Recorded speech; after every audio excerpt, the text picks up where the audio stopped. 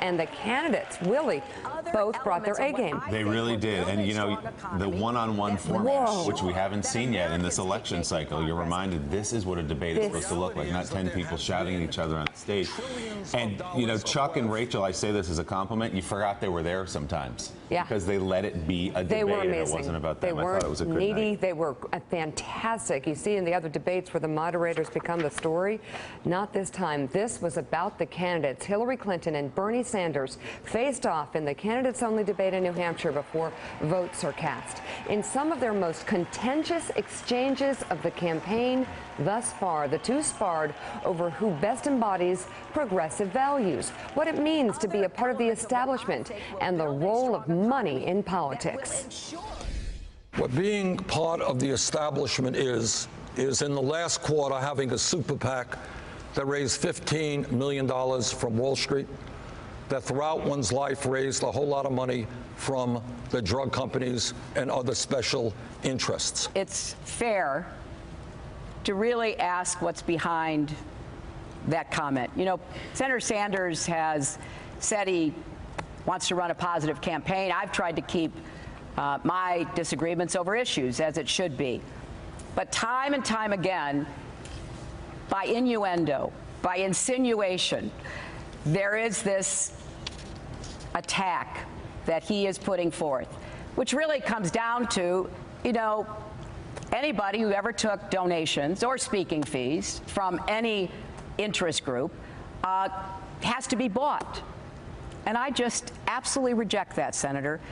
And I really don't think these kinds of attacks by insinuation are worthy of you. And enough is enough. If you've got something to say, say it directly.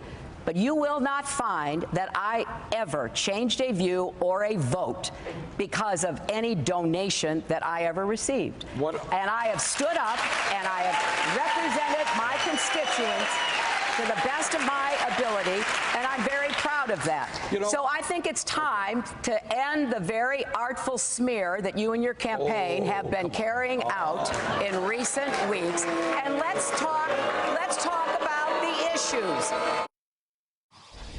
Let's talk about issues. All right, let's talk about why in the 1990s Wall Street got deregulated. Did it have anything to do with the fact that Wall Street spent billions of dollars on lobbying and campaign contributions? Well, some people might think, yeah, that had some influence. Let's ask why it is that we pay by far the highest prices in the world for prescription drugs, and your medicine can be doubled tomorrow, and there's nothing that the government can do to stop it. You think it has anything to do with the huge amounts of campaign contributions and lobbying from the fossil fuel industry? Let's talk about climate change.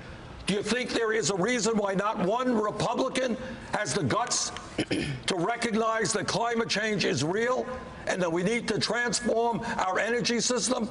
Do you think it has anything to do with the Koch brothers and ExxonMobil pouring huge amounts of money into the political system? That is what goes on in America. You're the one who voted to deregulate swaps and derivatives in 2000, which contributed to the over-leveraging of Lehman Brothers, which was one of the culprits that brought down the economy. So I don't know. I'm not impugning your motive because you voted to deregulate swaps and derivatives. People make mistakes, and I'm certainly not saying you did it for any kind of financial advantage. I think, as Secretary Clinton knows, there is nobody who fought harder. I was on the House Financial Committee at that time. I heard the arguments coming from Democrats and Republicans, Robert Rubin, Alan Greenspan, about how great an idea it would be if we did away with Glass-Steagall and if we allowed investor banks and commercial banks and big insurance companies to merge. Go to YouTube today, look up Greenspan Sanders. Listen to what I told them then. I helped lead the effort against deregulation. Unfortunately, we lost that. The result was the worst financial disaster since the Great Depression. All right, so much to go through here. Yeah. First of all, I thought Hillary Clinton was amazing. She was unbelievably prepared, and she was actually very artful in making an honest, serious election question, transforming it into an attack on her, which almost made it until she actually called it an artful smear, and then people didn't buy it. Bernie never actually went in for the kill with her. He actually kept it big picture, and I think ultimately the audience loved that. He wins that way. Everybody that way. knew. There were so many times you're going, is he not going to take that punch? And he sat back, and he almost let the facts in her own words. And you said she did great. She did well in a lot of parts.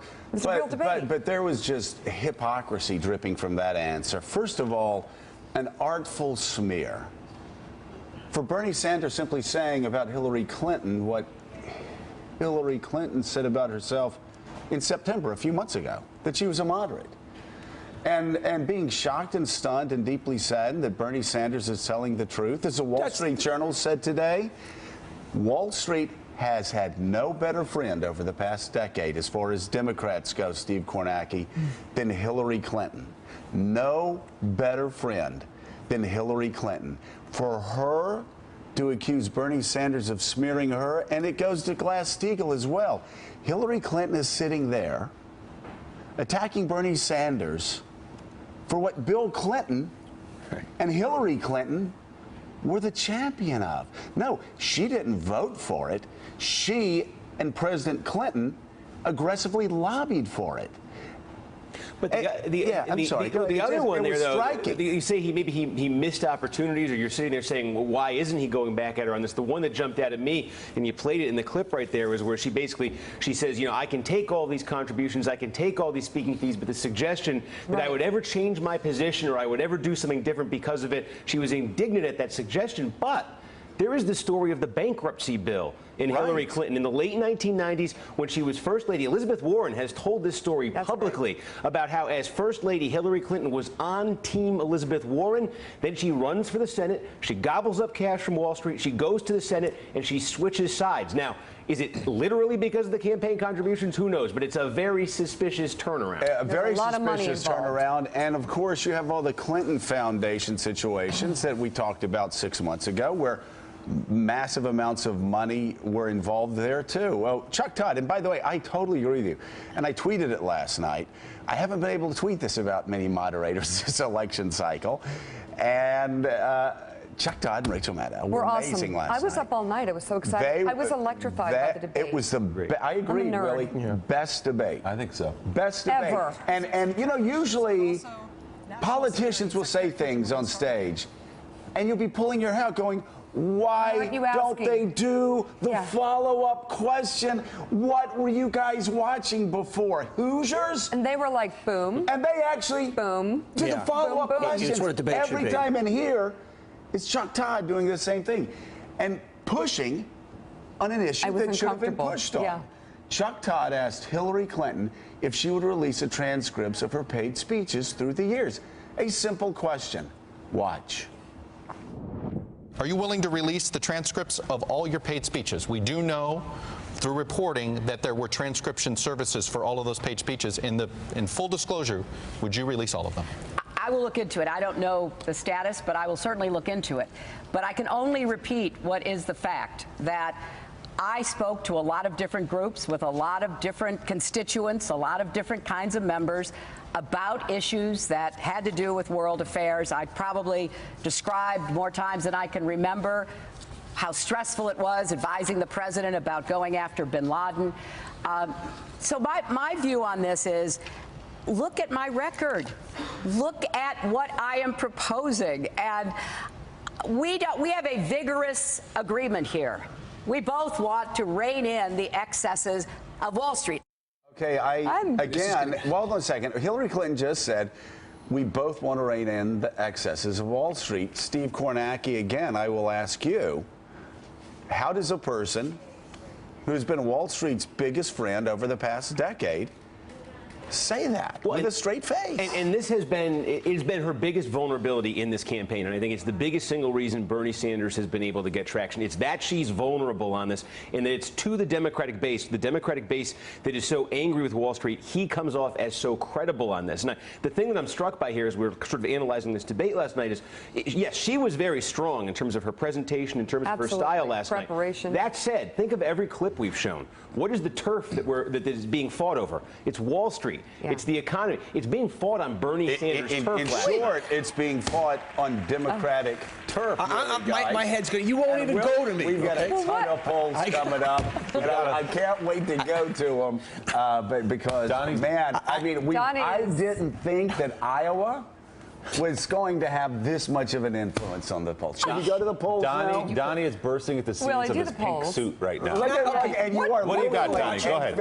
I was watching a grown-up wear pink and an ideologue, okay? Guess what? Hillary is running for president, okay? Right. And the president of this country actually is going to have a relationship with Wall Street, all right? We're in a grown-up world here, okay? Right. One guy's solution to foreign affairs. Wait, Donnie, should you really say we're in a grown-up world when you're wearing that suit in February? Yes, I can. Okay, but I'm so confident in my opinions that I can wear this suit. Sometimes you can be too confident. Okay, but go ahead. Here was what I saw in Bernie Sanders: like, break up the banks, break up Wall Street. I didn't vote for ISIS, and everybody should go to college. And on the other side, I saw a grown-up, a potential commander-in-chief. And guess what?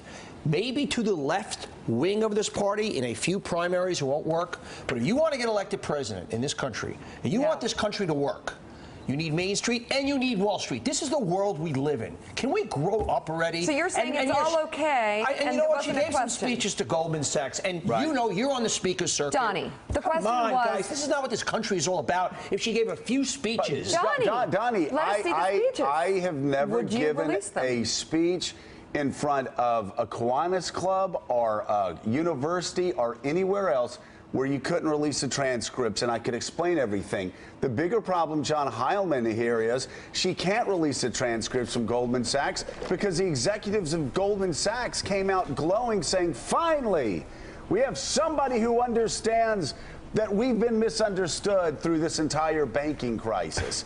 And as Ezra Klein said, the reason Clinton doesn't have a good answer on her Goldman Sachs speaking fees is there isn't a good answer aside from, I wanted money, and not only in her pocket, John Heilman, but for the campaign as well. The Clintons have used Wall Street as a cash register for 25 years now. Right, and I think, the problem for, Joe, what the Clinton campaign and what Secretary Clinton want to say is, look, you can't point to bribes. You can't point to quid pro quos. You can't point to significant policies where I caved on Wall Street. I'm in favor of Dodd-Frank. That reformed Wall Street. And it's fair enough that she makes that point, actually, I think. The problem for her is that if you ask the question, why were you paid hundreds of thousands of dollars, and why did you keep doing these things in the context of knowing you were going to run for president, and that it might create an appearance of impropriety, for sure, at a minimum, the only possible answer is, because I wanted the money. And so it doesn't actually point to corruption. It just points to greed. And for a lot of, and again, there's nothing wrong with making money, but she made an awful lot of it. And the fact is that the speeches that she gave, I don't know that there's anything incriminating in those transcripts, but it would become clear pretty quickly if you read them that the speeches she's given are probably not that much better than the speech that a lot of people could have given to that same group. And so the question becomes, well, what were they getting besides the speech? It just begs more and more questions. And that's why Sanders on this issue has painted her so effectively into a corner. Hey, YouTube fans, I'm Luke Russert. Thanks for checking out our MSNBC channel. Subscribe by clicking right here and click any of the videos over here to watch the latest breaking news, mini documentaries, conversations from Shift, and other digital exclusives. Check it out.